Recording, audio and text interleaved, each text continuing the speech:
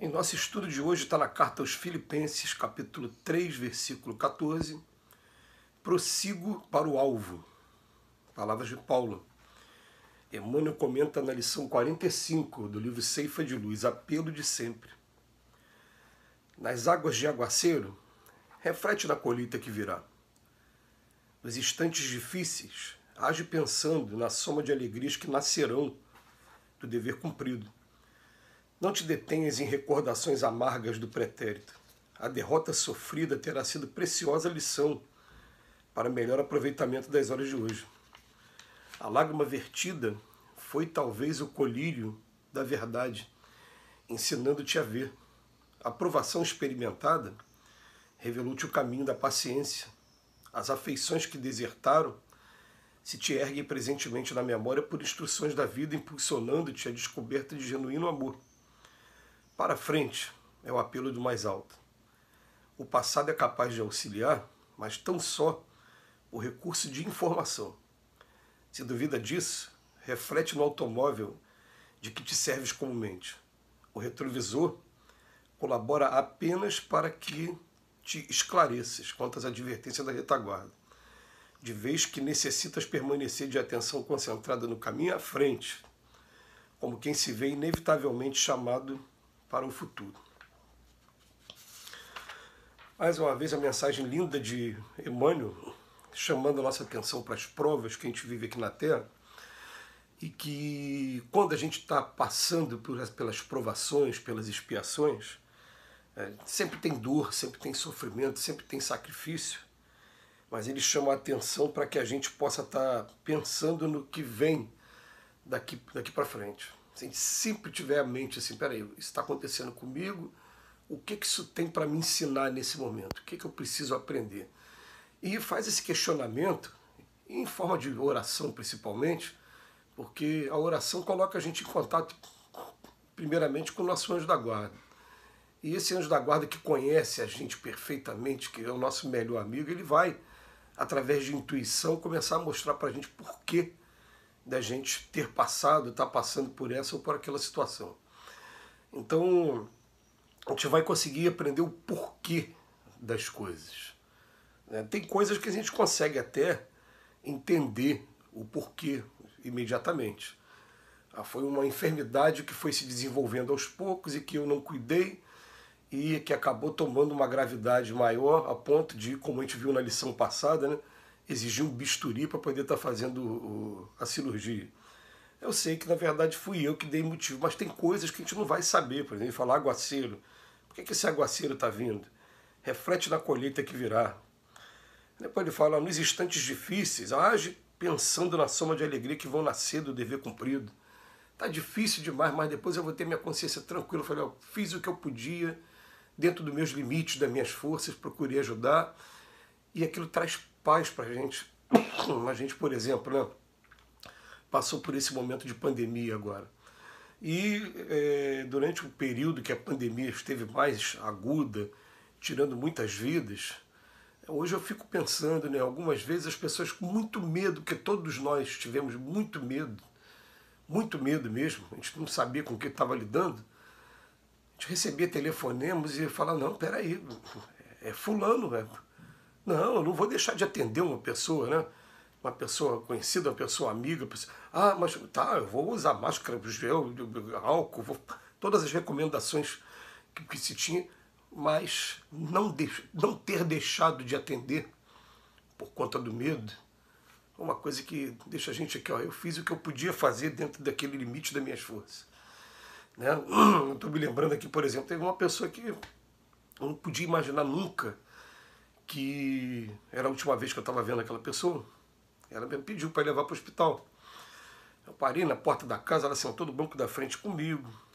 Quando chegou no hospital, que teve que ficar internado, eu por um momento me esqueci e ia dar um beijo nela, mas aí dei aquela recuada, peraí, ela está com Covid, eu mesmo com máscara, né?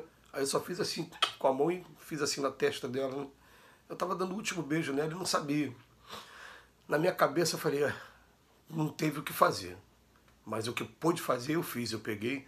Isso o dever cumprido faz isso com a gente, deixa a gente feliz, né? Depois ele bota, não ficar preso em recordações amargas do pretérito. Aliás, os espíritos já dizem, né? Quando a tua preocupação está no passado, você está vivendo o passado realmente o tempo todo. Né? E eu fico já antevendo como é que vai ser no plano espiritual, quando a gente estiver lá de vez. Se eu ficar com a mente no passado o tempo todo, eu não vou estar olhando para o futuro.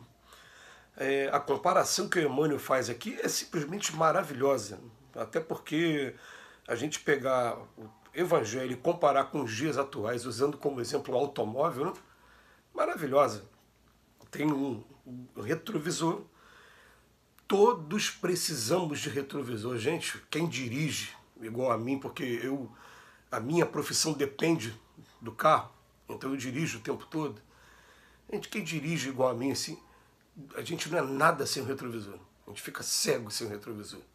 Você tem que ficar o tempo todo, né? Olha para o lado, olha para o outro, olha para cima. São os 3 retrovisores que o carro tem, né? Mas para que serve? Apenas para você ter uma ideia e não cair no mesmo erro. Essa mensagem eu recebi uma vez e foi uma mensagem marcante para mim. Meu filho, algumas vezes é permitido a gente lembrar de algumas coisas do passado apenas para não cair no mesmo erro. Mas vamos olhar para frente. O retrovisor tem sua utilidade, sim. Mas a gente não pode ficar preso no retrovisor. Né? Pois ele bota aqui, ó, a derrota sofrida terá sido preciosa lição para o melhor aproveitamento das horas de hoje. Com certeza, né? A derrota ensina muita gente, muita coisa a todo mundo. São das grandes derrotas que nascem as grandes vitórias. Que a pessoa fica ali se preparando, principalmente quando fala de vitória, né, e derrota, a gente lembra de jogo de futebol, de esportes em geral. A pessoa perde e se prepara, se dedica com mais afinco para daqui a pouco conquistar o objetivo dela. A lágrima vertida foi talvez o colírio da verdade, ensinando-te a ver.